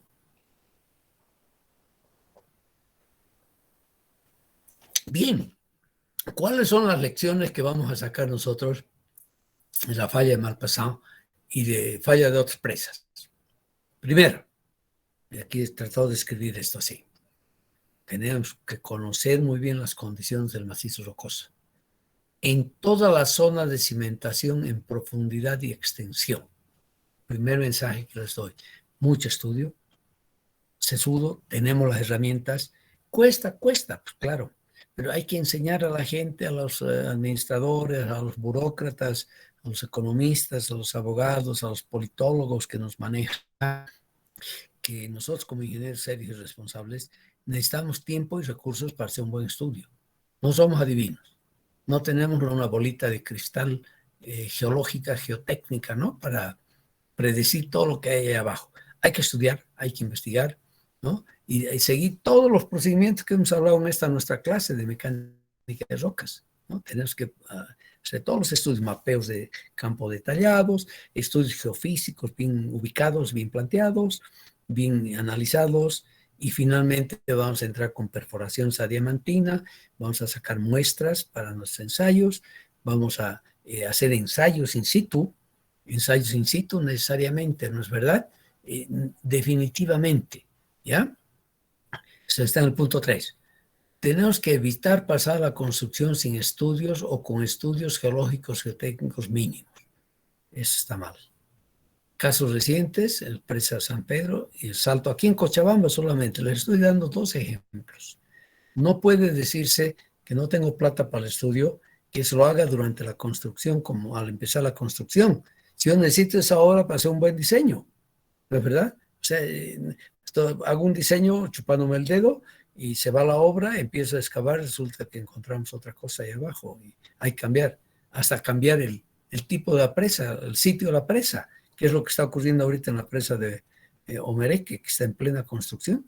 Ya tengo que cambiar el sitio de la presa, el eje de la presa, totalmente. Una barbaridad. ¿Por qué? Porque no teníamos los estudios geotécnicos mínimos necesarios en la fase de estudios. ¿Ya? Y nosotros tenemos que desarrollar estudios geotécnicos completos, mapeos detallados, todos los estudios geofísicos que vamos a hacer, y los sondeos y los ensayos in situ, aparte de aquí los ensayos de laboratorio, ¿no? Voy a aumentar esto además acá, porque sí me parece que es un resumen que hago que va a ser útil para todos nosotros. Ensayos de laboratorio. ¿No? Hemos hablado un poquito de eso, por suerte, ustedes tienen el capítulo 4 y 5, hemos hablado un montón de esto. Ahí se nos ha ido tal vez un poco más el tiempo de lo que debería ser, pero considero que es sumamente importante, por lo tanto, está bien el tiempo que hemos gastado, que hemos utilizado el de la clase, haciendo hincapié en los ensayos que tenemos que hacer, y sobre todo, para presas, permeabilidad de dilatómetros, fundamental. Porque permeabilidad, de hecho, porque tenemos que hacer buenos modelos hidrogeológicos, ¿no? Para ver cómo se va a mover el agua por debajo de la presa en ese macizo rocoso. Y además tenemos el hecho de que hacer una cortina de impermeabilización, ¿no es verdad? Vamos a hacer una cortina. Y dilatómetro, porque de los ensayos dilatométricos, acuérdense lo que hemos hablado un poco, busquen más información, sigan estudiando, por favor. Vamos a poder deducir mucho mejor el módulo de formación del macizo rocoso y no atenernos solamente a ecuaciones empíricas como tal. Bien, fue Romana rápidamente que introdujo en la literatura un DMR, que es el DAM, lo llamó DMR en base al RMR, ¿no? DAM más ratio, ¿no? Y tiene el de estabilidad, donde tenemos el básico, ese es el básico de Wieniawski, es el básico donde del 89 además que estamos usando nosotros, donde usamos la valoración de la aguas subterráneas igual a 15, ¿ya? Que sería más o menos el intrínseco, ¿no es verdad? Y además un coeficiente CF que estaría en función aquí de la dirección de los buzamientos respectivos, ¿de acuerdo? Y el R está de estabilidad que sacamos de la tabla siguiente. Esos valorcitos aquí es estabilidad, que está para los diferentes tipos de presas. Materiales sueltos, ninguna dificultad, muy favorable, nada, hasta bueno. Bueno, esta tablita la usamos directamente para calcular entonces el R estable, este coeficiente que está en función de la posición de los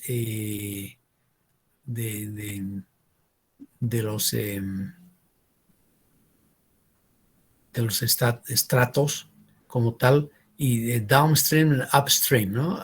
Cuando busan en esta dirección aguas abajo y cuando busan en esta dirección, si es presa en ar, son los 3 tipos de presas que tenemos acá, ¿no? Para definir el R está, ¿ya? Materiales sueltos, gravedad y en arco, como tal. Y es downstream and upstream. Voy a tratar de traducir esto para tenerlo, aunque no. No, pero pues, está aquí la traducción. Buzamiento arriba, cualquier buzamiento, ¿no? Y vamos a elegir entonces el valor acá para calcular este valor. Y este valor nos ayuda, este valor que podemos sacar del DMR de estabilidad, nos dice hasta qué profundidad vamos a tener que hacer la excavación para poder fundar la presa. Si es material suelos y sueltos, no tenemos nada que hacer. Si es material de escollera, o sea, una presa de escollera, compactadora de hormigón, por ejemplo, ya tenemos que satisfacer estos valores, ¿ya? Y además, cuando tenemos que hacer la inyección de consolidación, que tenemos dos tipos de inyecciones, consolidación e impermeabilización. Consolidación es mejorar las condiciones, la parte superficial del terreno donde vamos a colocar la obra, ¿ya? Y nos piden esos valores, ¿ya? Les doy esto, ya no voy a aplicar con ustedes esto, pero para que tengan a mano y alguna vez en la vida se acuerden de que existe todo esto y que vale la pena que podamos aplicar. Algo que sí, y aquí voy a tener que casi decirles, hay tiempito todavía, un par de minutos más. Es muy importante que tomemos en cuenta el impacto que tiene el agua en el comportamiento de la roca, y no solamente en su resistencia a la compresión simple, sino también en su coeficiente de deformación. ¿Mm? Y tenemos este axioma fundamental experimental que en la mayoría de las presas, vean los estudios, no toman en cuenta. Es el hecho de que la resistencia y la deformación, módulo de deformación, se reducen en estado totalmente saturado. Y es lo que yo puedo esperar en una presa, no está debajo de una presa. Voy a llenar de agua y claro, va a haber agua y va a haber presión y siempre va a tener pequeños conductos de una u otra forma ahí saturándose todo ese terreno, y eso me va a ir bajando la resistencia y bajando el módulo de deformación del macizo rocoso, que va a impactar totalmente en el comportamiento de la presa, ¿no es verdad? Es por eso que necesitamos siempre instrumentar muy bien una presa y ir sabiendo qué va pasando año tras año. Son procesos largos que llevan años, pero tengo que saber qué está pasando abajo. Por lo tanto, tengo que instrumentar y tengo que tener una organización que mantenga bien los equipos, que mida y que procese esa información en forma regular durante todo el periodo de operación de la presa. Y aquí fíjense, datos experimentales. Y aquí, ojo, que a mí me preocupa de verdad que no estemos tomando en cuenta esto. Por ejemplo, aquí tengo el cuadradito negro. Son areniscas, aquí son secas, sin agua, de grano medio. Aquí tengo los valores. Las mismas areniscas de grano medio saturadas, totalmente saturadas. Aquí están sus valores, con cruz. ¿Sí? Fíjense, hay una reducción abismal a veces de la resistencia entre seco y totalmente saturado. Aquí promedio, si yo saco todo el promedio general de esas areniscas de grado medio acá, por ejemplo, pues están alrededor de 40, 50, algo así, ¿no? 50. Y aquí fíjense una dispersión mucho más grande, pero el promedio va a estar tal vez aquí en 30. O sea, hay una reducción tremenda. Fíjense ustedes cómo se reducen la resistencia a la compresión simple de estas rocas, ¿ya? Y claro, y aquí mire cómo el abanico tan grande acá, ¿no? Y esto, claro, me va a reducir también el módulo de deformación drásticamente. Bueno, eso es importantísimo. Aquí tenemos que tener mucho cuidado entonces en este caso, ¿no es verdad? Aquí lo que tenemos, por ejemplo, ¿qué vamos a usar para la deformación? Evidentemente hay varias ecuaciones. Podemos usar la ecuación esta de Hooke-Carranza, por ejemplo, y tenemos muchas otras. Empresas estamos usando esta de Hooke-Carranza, por ejemplo, donde además tengo que tomar en cuenta ese coeficiente de perturbación D, que es amigo de ustedes, va a tener estos valorcitos, ¿no? Si hacemos una excavación muy buena, de muy buena calidad, macizo de buena calidad y una voladura normal y bien hechita, podemos usar aquí punto 4. Si no, vamos a usar punto 2 para cualquier tipo de macizo rocoso. Y hacer un análisis muy detallado del GCI, ¿verdad? Y en los ensayos laboratorios, el sigma CI, ¿ya? sea, hay que tener mucho cuidado en eso. El efecto de la anisotropía es tremendo también, ¿no? Y nos vamos a tener que preocupar mucho cuando es muy anisótropo como tal, ¿ya? Y el efecto de la saturación del agua también vamos a tener, son lo que nos proponen también algunas formulitas empíricas como tal, pero tenemos que tener que usar fórmulas específicas como tal, ¿verdad? Para poder calcular los módulos de deformación.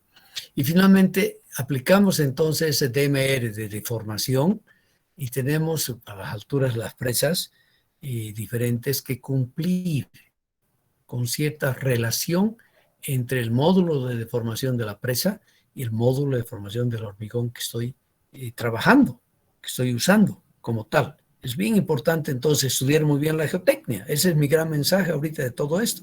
Aquí no hay que aprender nada de memoria, simplemente ubicarse los problemas que vamos a tener. Aquí estoy hablando de grandes presas, ¿no? ¿Ya? Menor de 50, dice la mayoría que estamos haciendo son menores de 50, ¿no? Con hormigón convencional o hormigón compactado con rodilla.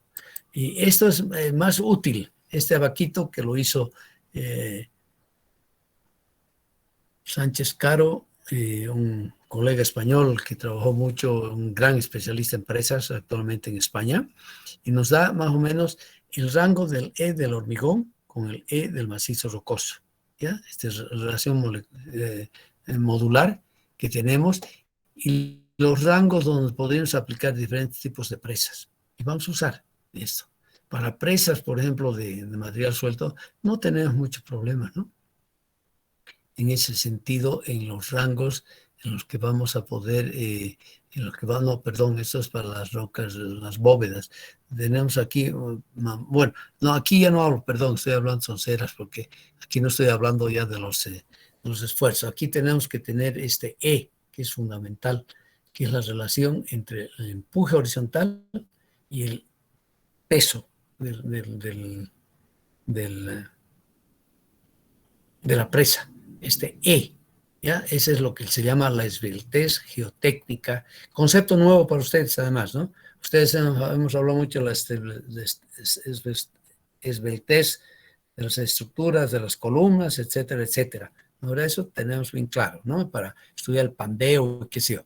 Para presas es un concepto nuevo, todavía no se ha publicado esto en ninguna parte, no he encontrado ningún manual serio responsable de diseño de presas, ¿ya? Pero aquí tenemos entonces que los rangos donde vamos a poder aplicar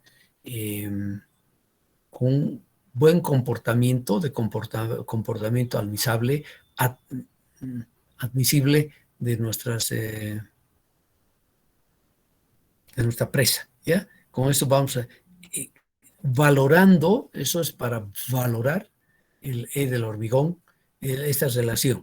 Y cuando hablamos del E del hormigón, grosso modo, tenemos estos valores, ténganlos bien en la cabeza. En las presas bóvedas usamos un hormigón de primera calidad, donde tenemos un coeficiente de deformación del orden de los 36 gigapascales. Ahora, presas de gravedad con hormigón hidráulico, 30 gigapascales. Y presas con hormigón compactado con rodillo, es el caso ahorita de la presa de Sehuencas en el proyecto Ibirizu. Tenemos 20 gigapascales. ¿Ya? Y finalmente relleno duro, que son las presas nuevas, tecnología japonesa trapezoidales, son 10 gigapascales, ¿no? O sea, claro, el coeficiente, el módulo de deformación del hormigón va a depender evidentemente de la cantidad de cemento que estoy usando, de los buenos agregados. Es un hormigón donde hay que tomar mucho más cuidado que, o igual yo diría también para las construcciones civiles de estructuras que tenemos, ¿no? Entonces, estamos introduciendo aquí, y eso quería dejar con ustedes, la esbeltez geotécnica de una obra, que es la relación extra de las fuerzas, que me va a permitir evaluar esta relación, porque tengo el E del hormigón, acabamos de hablar de él, ¿no? Digamos que sea una RSC, va a ser 20 gigapascales. Y aquí tengo el del macizo rocoso. O sea, voy a tener entonces, de acuerdo a la esbeltez geotécnica, ver si ese macizo rocoso es adecuado para poner ahí mi presa. Y si no es adecuado, tendré que bajar más con la excavación o tendría que cambiar de tipo de presa, ¿no es verdad? Ya esa mi presa ya no es factible como tal. Un ejemplito rápido, modelo geotécnico que se puede hacer es la presa de Carachibaya en Tarija, que vamos a hacer un estudio adicional ahora, antes de que vaya la construcción. Esa presa ya tiene su financiamiento asegurado. Las diferentes perforaciones, mire, hemos hecho ya todas las perforaciones acá, se han hecho. Una partita, de hecho, no podido participar. Vamos a tener que seguir estudiando el sitio de presa, ¿no? Para poder ampliar el conocimiento, para poder una presa de gravedad se había pensado, ahora quieren cambiarlo a una presa de enrocado con pantalla de hormigón. Vamos a estudiar todo esto, ¿no? Y aquí tengo las permeabilidades de acuerdo a los ensayos de permeabilidad que hemos hecho. Ese es el resultado del estudio hidrogeológico, ¿no es verdad? Para finalmente definir qué tipo de cortina, la profundidad, el distanciamiento de las cortinas, el método de inyección que voy a poder tener para garantizar que tenga muy poca infiltración por aquí abajo, ¿no? Pierda poca agua, y aquí la agua es muy importante. Esto al norte de Tarija, en el municipio de San Lorenzo, es esta obra, ¿no? Y vamos a definir muy bien en toda nuestra cortina de inyecciones. Y aquí nuevamente les deseo lo mejor de lo mejor. Aquí vamos a acabar la clase, y la clase de este año, ¿no? Y mantengamos, por favor, lo que nos dijo alguna vez Don Quijote, ¿no? Realmente, nadie está loco, hay que hacer justicia. Pero lógicamente y con resultados bien medibles, y siempre en el marco de la transparencia, ¿no es verdad? Eso es otra cosa bien importante que tenemos que tener en cuenta, y que necesitamos transparencia, sobre todo. En todo lo que hacemos necesitamos transparencia, ¿no? Y eso sí es fundamental. Si no tenemos transparencia, tenemos dificultades, ¿no es verdad?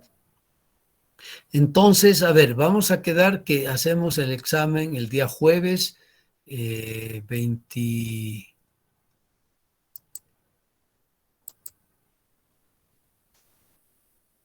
29 a las 8 de la mañana. ¿Está bien?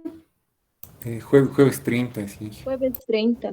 Uy, discúlpenme, jueves 30. Mejor, tienen más tiempito para trabajar y todo. Jueves 30 vamos a hacer entonces nuestro estudio.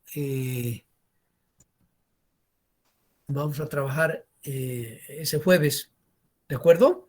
El examen.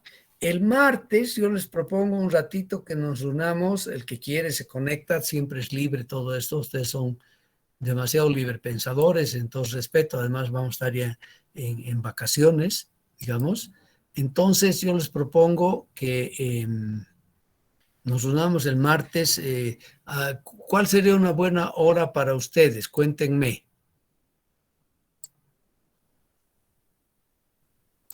Para hacer dudas y una practiquita, vamos a trabajar juntos, ¿de acuerdo?